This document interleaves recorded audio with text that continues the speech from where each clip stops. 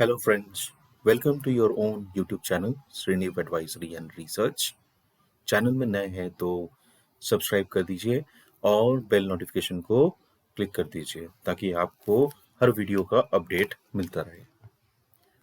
Video पसंद आए तो लाइक, शेयर और कमेंट ज़रूर कीजिए।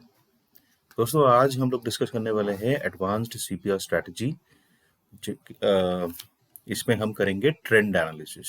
सीपीआर स्ट्रैटेजी से कैसे हम ट्रेंड एनालिसिस कर सकते हैं वो यहाँ पे डिस्कस करेंगे, और साथ ही साथ हम लोग करेंगे निफ्टी और बैंक निफ्टी में क्या पॉसिबिलिटीज कल के लिए बन सकता है, वो भी एक बार देख लेंगे।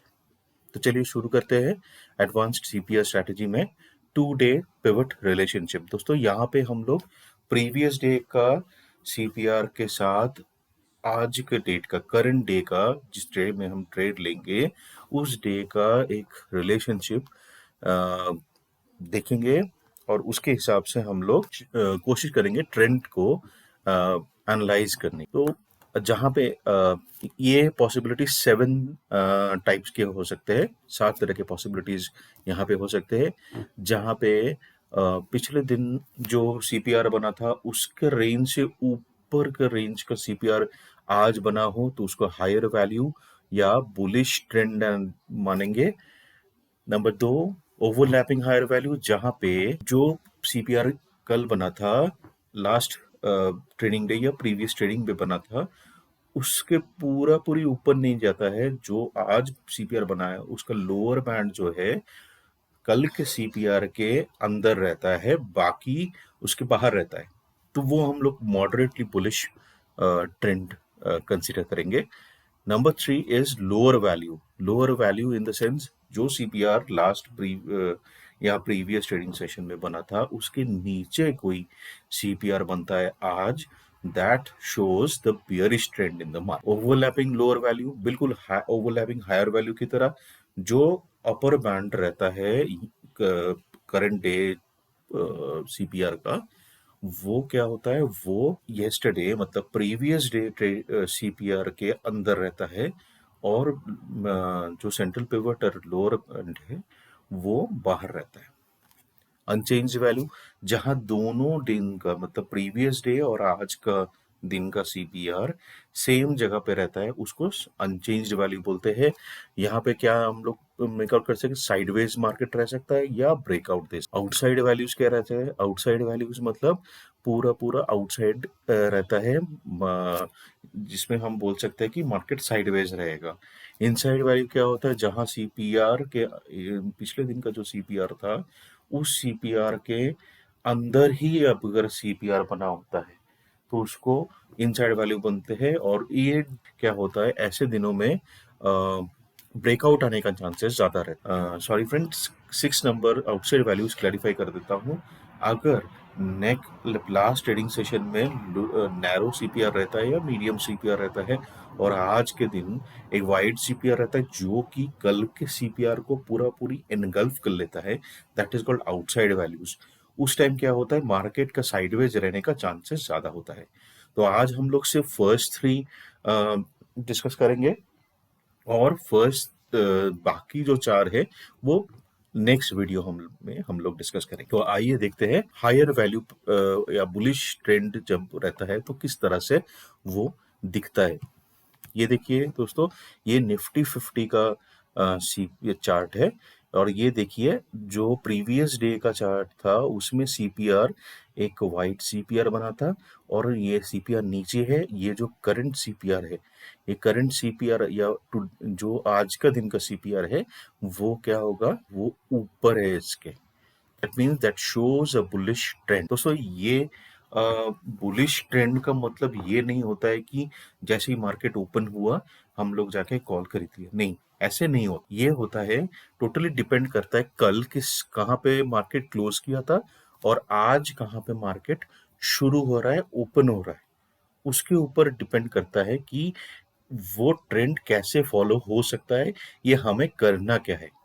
बुलिश ट्रेंड का मतलब ये भी होता है कि बाय द डिप, या बुलिश ट्रेंड का मतलब ये भी होता है कि अगर हमें नीचे मिल जाए तो हम उसको बाई करके करके चल सकते हैं। जैसे देखिए ये वाले सीपीआर में करंट डे में क्या होता है, ओपन होता है और जाके सपोर्ट लेता है कहाँ पे, closer to the CPR previous day. तो यहाँ पे हम एक बाइंग अपॉर्चुनिटी देख सकते, या ये सीपीआर को जब ये ब्रेक करके ऊपर जाता है तब एक बाइंग अपॉर्चुनिटी ले सकते, तो ये पॉसिबिलिटीज बन सकता है। सो नेक्स्ट चलते हैं दोस्तों हमारे ओवरलैपिंग बुलिश सीपीआर। उसमें हम लोग क्या बोले थे कि मॉडरेटली बुलिश कंसिडर करेंगे। इसका मतलब ये नहीं कि कॉल खरीद ले जाते ही ओपन होते ही, नहीं, हमें देखना पड़ेगा कि आज का सीपीआर किस तरह का है, वाइड सीपीआर है, मीडियम सीपीआर है, नैरो सीपीआर है, किस तरह का सीपीआर है। अगर आज भी, यस्टरडे भी या प्रीवियस डे भी वाइड सीपीआर था एंड आज भी वाइड सीपीआर है, तो इसका मतलब है मार्केट साइडवेज भी रहेगा। अगर मार्केट नीचे ओपन होता है, इस रेंज के नीचे ओपन होता है, प्रीवियस डे के रेंज के पास ओपन होता है, then we will wait market to come to this central pivot और to this upper band, and then हमें कोई शॉर्टिंग अपॉर्चुनिटी मिले तो हम शॉर्ट कर सकते हैं यहाँ से। तो ऐसे होता है ये स्ट्रैटेजीज फॉलो। ये जस्ट सिर्फ ट्रेंड एनालिसिस का बता रहे, कैसे है ट्रेड करना है वो हम लोग जरूर चार्ट पे बताएंगे। जैसे जैसे डेज पे आता जाएगा वो मैं लाइव एग्जांपल आपके साथ शेयर करूँ। तो चलिए नेक्स्ट चलते हैं। बियरिश ट्रेंड एनालिसिस क्या होता है, देखिए दोस्तों, यहाँ पे एक नैरो सीपीआर था लास्ट ट्रेडिंग सेशन में, और आज के ट्रेडिंग सेशन में यहाँ पे मतलब करंट डे जो मैं दिखा रहा हूँ वहाँ पे एक नीचे इसके नीचे इस रेंज के प्रीवियस डे सीपीआर के रेंज के नीचे ये रेंज ओपन बनाए। तो इसका मतलब क्या होता है, एक बियरिश ट्रेंड को फॉलो कर रहे हैं, बट देखिए मार्केट कितना ऊपर ओपन हुआ है ना। तो we doesn't mean that we will short the market as soon as it opens. It all depends upon where the market closed last trading session and where it is opening uh, during the current trading session. ठीक है, तो ये रहा तीन तरह के जो trend analysis है, एक बुलिश, एक मॉडरेटली बुलिश और एक बियरिश। ये तीन आज डिस्कस किए, और कल हम लोग डिस्कस नेक्स्ट वीडियो में हम लोग डिस्कस करेंगे बाकी चार के जो कैसे होता है, वो हम पैटर्न कैसे बनते हैं वो दिखाऊंगा। ट्रेडिंग कैसे होता है वो हम लोग बाद में डिस्कस करेंगे, पहले पैटर्न्स आपको दिखाऊंगा कि किस तरह के पैटर्न्स बनते हैं। तो चलिए निफ्टी और बैंक निफ्टी का एनालिसिस जल्दी से कर लेते हैं। यहाँ से Nifty chart, now this is let's go to Nifty Bank Nifty. Okay, so Nifty में देखिए क्या हुआ, कल क्या हुआ, ये देखिए ये बुलिश ट्रेंड को करता है। लास्ट थर्सडे का ट्रेडिंग सेशन में यहाँ पे बना था सीपीआर, इस फ्राइडे के ट्रेडिंग सेशन में ऊपर बना सीपीआर। तो ये क्या प्रूफ करता है, ये क्या प्रूफ करता है, ये प्रूफ करता है कि मार्केट में ट्रेंड बुलिश है। Now we have to find buying opportunities. Buying opportunities कहाँ पे आ सकता है, बाइंग अपॉर्चुनिटीज तभी वहीं पे आ सकता है जब देखिए फर्स्ट कैंडल में हम लोग कोई बाइंग अपॉर्चुनिटी नहीं ढूंढ सकते, जब ये इसको ओपन ब्रेक किया, इस रेंज के ऊपर एक ब्रेकआउट दिया, उस टाइम यहाँ पे एंट्री बना सकता है with central pivot as the below the central pivot हम लोग स्टॉप लॉस ले सकते हैं, और ये एक हम लोग 1:2 का जो रेंज है उसको रिस्क रिवॉर्ड रेशियो को प्ले कर। नेक्स्ट फिर से अपॉर्चुनिटी कर देखिए, फिर ये कोई रेजिस्टेंस के पास ही नहीं गया, बिल्कुल रेजिस्टेंस के पास क्यों नहीं गया, क्योंकि ऑलरेडी इतना ऊपर खुला ये अच्छा मार्केट रेंज बाउंड चला गया, क्योंकि लास्ट डे जो था निफ्टी में वो वाइड सीपीआर था, लेकिन उस दिन ट्रेंडिंग कर दिया था। तो इस बार क्या किया, इस बार मीडियम सीपीआर में ही इसको रेंज बाउंड कर दिया, और ये देखिए पूरा 1 आवर का जो रेंज है उसको ब्रेक ही नहीं कर पाया, है ना। तो ये जो ऊपर का जो फ्लोर रेजिस्टेंस R1 है हमारा, इसको कभी टेस्ट ही नहीं किया। तो दोस्तों यहाँ पे और एक अपॉर्चुनिटी कब मिला, और एक बाइंग अपॉर्चुनिटी मिला जब ये कैंडल जो है यहाँ पे आया टेस्ट करने के लिए। ये एक अपॉर्चुनिटी बन सकता था अगर सही टाइम पे थोड़ा सा जल्दी में हम लोग जैसे ये रिट्रेस किया तो हम लोग यहाँ पे ट्रेड ले सकते थे। एक स्कैल्पिंग ट्रेड यहाँ पे बन सकता था टिल डेज हाई। ठीक है दोस्तों, तो ये एक उन दो पॉसिबिलिटी बन सकता था, अदरवाइज कोई पॉसिबिलिटी नहीं दिख रहा था यहाँ पे कहीं पे भी। यहाँ पे एक पॉसिबिलिटी बन सकता था कि वहाँ पे ब्रेक किया, यहाँ पे टेस्ट रीटेस्ट किया, फिर यहाँ पे ब्रेक किया, तो यहाँ पे पॉसिबिलिटी बनता या इसमें थोड़ा सा स्कैल्पिंग ट्रेड मिलता। तो ज़्यादा मोमेंटम निफ्टी में नहीं मिला फ्राइडे के दिन। तो मैंने मंडे के लिए ट्राई किया है प्लॉट करने का पिवट्स, जो भी फॉर्मूला था उसके हिसाब से मैंने पिवट ट्राई किया प्लॉट करने के लिए। तो सीपीआर जो बन रहा है इस रेंज में बन रहा है 737 19 737 1974 से right 732, almost a narrow, very narrow CPR बन रहा है मंडे के ट्रेडिंग सेशन में। So we have to watch कि ये कहाँ पे ओपन होता है। क्लोज तो इस रेंज के पिछले सीपीआर के रेंज के नीचे क्लोज हुआ है, और ये सीपीआर बन रहा है उस सीपीआर के नीचे, that means showing a bearish trend. अगर कहीं यहाँ पे हम लोगों को गैप डाउन ओपन होते हुए मिलता है market, will wait, will not take in trade until and unless it takes support in one of the support areas of floor pivot जो रहता है सपोर्ट S1 S2, कहीं पे भी एक सपोर्ट लेके ऊपर की तरफ चलना शुरू करे या बुलिश हमें सिग्नल दे, तब तक हम लोग ट्रेड नहीं लेंगे। अगर पिवट और सीपीआर रेंज के बीच में अगर ओपन होता है तो हम लोग वेट करेंगे कि ये यहाँ पे कहीं पे ये आए, या यहाँ पे कि जहाँ पे पिवट होगा वहां पे कहीं पे जाए और फिर एक बुलिश सिग्नल दे, तो हम लोग एक ट्रेड इनिशिएट कर सकते हैं अप टू दिस सीपीआर। और यहाँ पे कोई अगर बेयरिश सिग्नल दे तो फिर हम लोग ट्रेड इनिशिएट कर सकते हैं, एक शॉर्ट ट्रेड इनिशिएट कर सकते हैं, क्योंकि ऑलरेडी बेयरिश ट्रेंड शो कर रहा है। तो हम यहाँ पे एक शॉर्ट ट्रेंड शॉर्ट ले सकते हैं यहाँ पे नीचे की तरफ for S1 first target and then for S2। और देखना पड़ेगा वहाँ पे इंटरनल बैलेंस क्या बन रहा है, 1 आवर ट्रेडिंग रेंज क्या बन रहा है, जो भी पहले आएगा उसको हम फर्स्ट टारगेट रखेंगे। अगर S1 पहले आता है तो उसको हम फर्स्ट टारगेट रखेंगे, और उस IB के रेंज को जो है फर्स्ट टारगेट के रेंज को सेकंड टारगेट रखेंगे, या वाइस वर्सा। बिल्कुल वैसे ही करेंगे। अगर ऊपर ओपन होता है तो बिल्कुल वैसे ही करेंगे। अगर इसके ऊपर ओपन होता है और बुलिश शो करता है, तभी हम बुलिश ट्रेड लेंगे up to this previous day high 804। First target हमारा 804 रहेगा। अगर इस रेंज के ऊपर, ये देख रहे हैं प्रीवियस डे रेंज है 760 के ऊपर अगर रहता है, थोड़ा सा छोटा सा एक ट्रेड बन सकता है 804 805 तक, या 800 के लेवल्स तक का। अगर ये ब्रेक होता है तो हम लोग और आगे के सोच सकते हैं।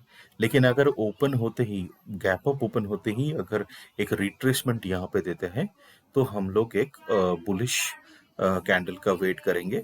बुलिश डोजी या बुलिश हैमर जो भी है फॉर्म अगर करता है, तो यहाँ से हम लोग ट्रेड ले सकते हैं। R1 फर्स्ट टारगेट R1 होगा, या previous day high which ever is lower, उसको हम टारगेट 1 रखेंगे, आगे का टारगेट 2 आगे का होगा। फिर फ्लोर पिवट के हिसाब से हम लोग चल सकते हैं।